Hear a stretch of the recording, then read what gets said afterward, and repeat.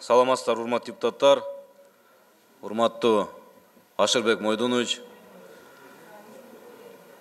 Бир жумадан бери мына коомчулукта суу кодексине болгон өзгөртүүлөр боюнча ар кандай ой пикирлер болуп атат.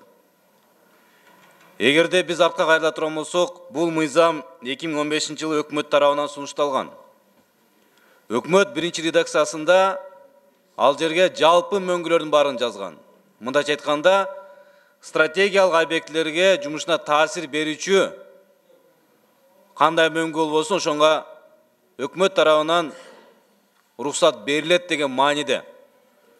5-чакырылышта Жогорку Кеңеш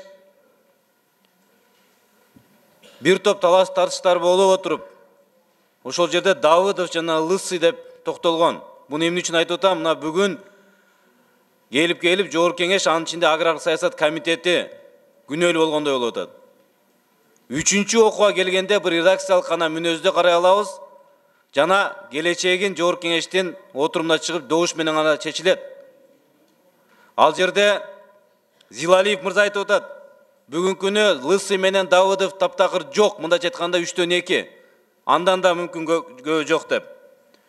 Өкмөт ушул так ачык позициясын билдирип, керек болсо пресс-конференция берип айтып койсо, Улан Рысалиев деген ошо өкмөттүн өкүлү айтып атат, мөңгүнү жылдырып башка жака койсок, ал тескерисинче көбүрөөк сакталат деп.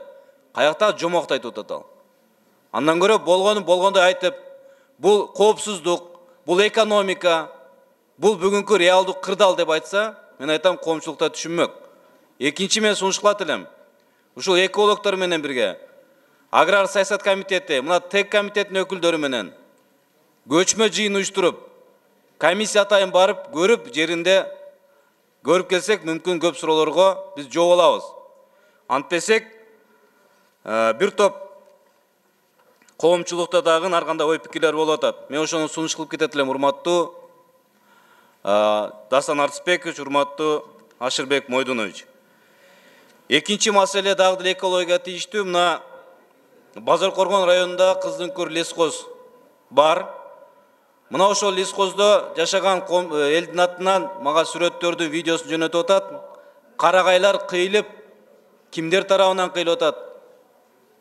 Бул мыйзам менен корголгон баалуу дарактар, атайын санкциясы бар, атайын корголгон нормалары бар. Ошону карабастан, ошонго жол берген лескоздун жетекчилигин чара көрүп, комиссия түзүп, конкреттүү мындай маселелерди көтөрсүн.